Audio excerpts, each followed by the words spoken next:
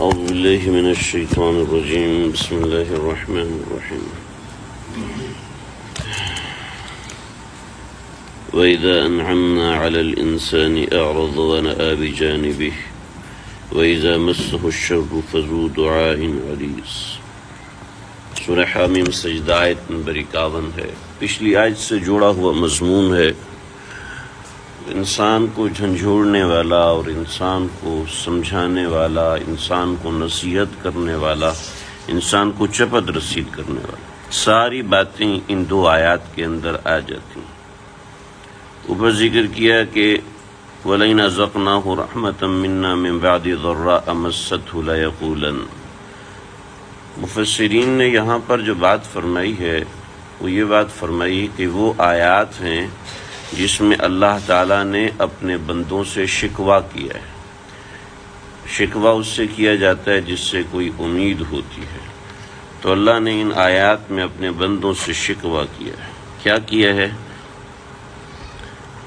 فرمایا کہ وَإِذَا أَنْعَمْنَا عَلَى الْإِنسَانِ، جب ہم انسان کے اوپر کوئی انعام کرتے ہیں، اعرض تو وہ ہم سے منہ پھیر لیتا ہے، اعرض وہ ہم سے دور ہو جاتا ہے، ونأى بجانبہ اور کنارہ کش ہو جاتا ہے، ہم سے دور ہو جاتا ہے اور کنارہ کش ہو جاتا ہے، جیسے میں نے اوپر ذکر کیا فیئوس قنوط، ان دونوں کا ترجمہ مایوسی کا ہے۔ ایسے ہی اعرض ونأى بجانبہ، ان دونوں کے اندر ترجمہ بھی الگ ہونے کا ہے، دور ہونے کا ہے، لیکن یہاں پر کیفیت ہے۔ اعرض اعراض کرنا، اعراض کرنے کا مطلب یہ ہوتا ہے کہ میں آپ سے بات کرنا چاہ رہا ہوں، آپ ملنا ہی نہیں چاہ رہے، میں آپ سے سلام کرنا چاہ رہا ہوں، آپ راستہ ہی بدل دیتے ہیں، ایک یہ۔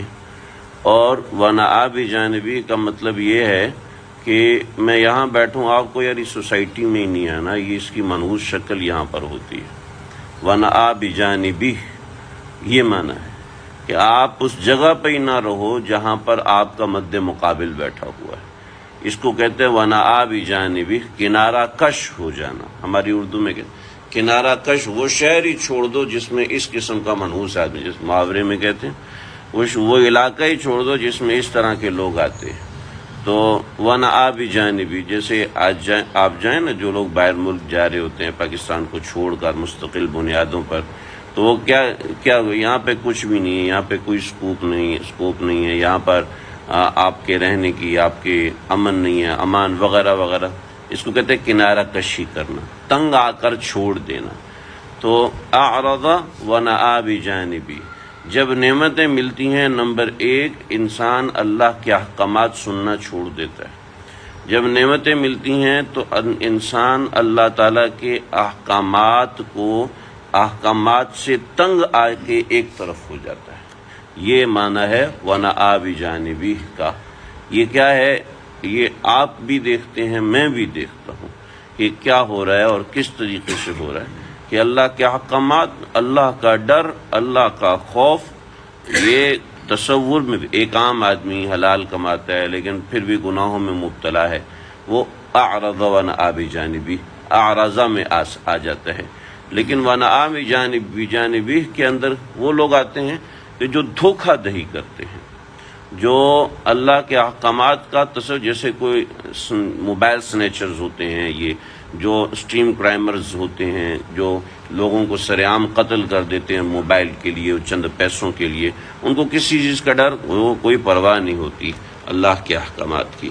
تو اللہ نے ایک عام آدمی کو یہ کہا ہے کہ وَإِذَا أَنْعَمْنَا عَلَى الْإِنسَانِ، جب ہم تجھ پہ نعمت کرتے ہیں تو اعرض، تم مجھ سے اعراض کرتے ہو، ونأى بجانبہ، اور ایسے ہی چھوڑ دیتے ہو جیسے کسی سے تنگ آ کے چھوڑتا ہے۔ اور پھر وَإِذَا مَسَّهُ الشَّرُّ، اور پھر جب تکلیف پہنچتی ہے تو کیا فَذُو دُعَاءٍ عَرِيضٍ، تو لمبی لمبی دعائیں مانگتا ہے، پھر لمبی لمبی اللہ کے سامنے مناجات رکھتا ہے۔ اب مولوی صاحب جی کون سا وظیفہ کروں، آپ جی کون سا چلہ کاٹوں، کون سا تعویذ دباؤں کہ وہ سب کچھ آنے شروع ہو جائے۔ کیا ہے؟ دیکھیے یہاں پر اللہ نے دعائیں عریض کو منع نہیں کیا، بلکہ بنیادی طور پر کیا ہے دعا مانگنے میں بھی مقصود مال اور دنیا ہے، اور دعا نہ مانگنے میں بھی مقصود مال اور دنیا ہے۔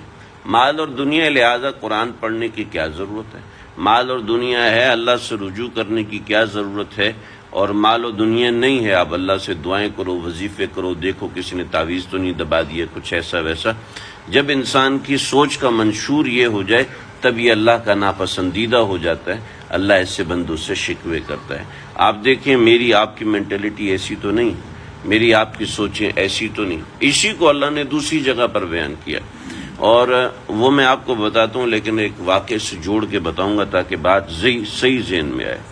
ایک صاحب میرے بڑے اچھے دوست یہاں پر بھی کئی مرتبہ آئے، میرے والد صاحب کی فیکٹری ہے جی، اور میرے والد صاحب نے میرے کزن کو اس میں رکھ لیا ہے، اور مجھے جو ہے انہوں نے فلانی چھوٹی پوسٹ پہ رکھا ہے۔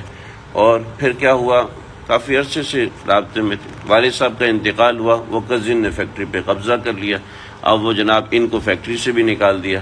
اب کیا ہے جناب، وہ کوئی ایک چھوٹا سا پلاٹ تھا، وہ بک کے، وہ چونکہ میرے نام پہ تھا میں نے الگ کر لیا، وہ 14 لاکھ بنے، اب اس سے میں نے کاروبار شروع کیا، اس میں یہ مجھے نقصان ہو گیا۔ یہ کیا ہے، اللہ تعالیٰ نے مجھے، میرے کزن کو ساری فیکٹری دے دی، مجھے کچھ بھی نہیں دیا۔ تو میں نے فوراً ان کے سامنے جو قرآن کی آیت پڑھی سورہ فجر کی، کہ اللہ رب العزت قرآن مجید میں سورہ فجر کے اندر فرماتے ہیں کہ جس وقت ہم انسان کو وَأَمَّا مَنْ أَعْطَى، کس طرح سورہ فجر میں فَأَمَّا مَنْ أَعْطَى وَاتَّقَى وَصَدَّقَ بِالْحُسْنَى نہیں اس طرح نہیں، فَأَمَّا الْإِنسَانُ إِذَا مَا ابْتَلَاهُ رَبُّهُ فَأَكْرَمَهُ وَنَعَمَهُ فَيَقُولُ رَبِّي أَكْرَمَنِ۔ جب انسان کو اللہ پیسے دیتا ہے، نوازتا ہے، کہتے ہیں میرے اللہ نے میرے اوپر بڑا انعام کیا۔ وَأَمَّا إِذَا مَا ابْتَلَاهُ فَقَدَرَ عَلَيْهِ رِزْقَهُ فَيَقُولُ رَبِّي أَهَانَنِ۔ جب اس کی روزی تنگ کر دیتے، کہتے ہیں میرے اللہ نے تو مجھے رسوا کر دیا۔ تو یہ مزاج اور یہ چیز اللہ رب العزت اپنے بندے سے نہیں چاہتے کہ بندہ اللہ کی طرف رجوع کرے، اللہ سے تعلق بنانے کے لیے، ہاں دنیاوی اسباب کے لیے بھی اللہ سے رجوع کرے، لیکن اصل ان آیات کے اندر اصل مقصود ہے کہ بندہ اللہ کی طرف رجوع کرے اللہ کے لیے، بقیہ دیگر مقصودات بعد میں ہوں، یہ باتیں سمجھ میں نہیں آتی۔ کیوں سمجھ میں نہیں آتی؟ اس لیے کہ ہمارا منشور اور مدعا یہی ہے کہ ہمارے بچے MBA کر جائیں، ڈاکٹر بن جائیں، انجینئر بن جائیں، یہ ہماری زندگی کا محور ہے، ہمارے بچے کو ترقی مل جائے۔ ہم نے زندگی کا محور انہی چیزوں کو بنایا ہوا ہے، چنانچہ یہ آیات پھر سمجھ میں نہیں آتی۔ تو وَإِذَا أَنْعَمْنَا عَلَى الْإِنسَانِ أَعْرَضَ، جب تو چنانچہ ساری نعمتیں، ساری زندگی گھومتی ہے نعمتوں کے گرد، نعمتیں مل رہی ہیں تو بہت اچھے، نعمتیں نہیں مل رہی تو پھر پریشان۔ تو ساری نعمتوں کا، ساری زندگی کا مدار نعمتیں ہیں۔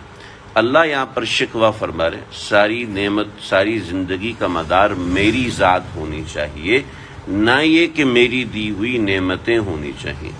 ٹھیک ہے، ایک آدمی کو کوئی شخص آتا ہے اور گاڑی ہدیہ کرتا ہے، وہ گاڑی کو بیٹھ کے چوم رہا ہے، لیکن گاڑی دینے والے کو شکریہ نہیں کہتا، تو گاڑی دینے والے کو کتنا غم ہوگا۔ بس یہاں پر یہی چیز اللہ نے سمجھائی، اللہ سمجھائے۔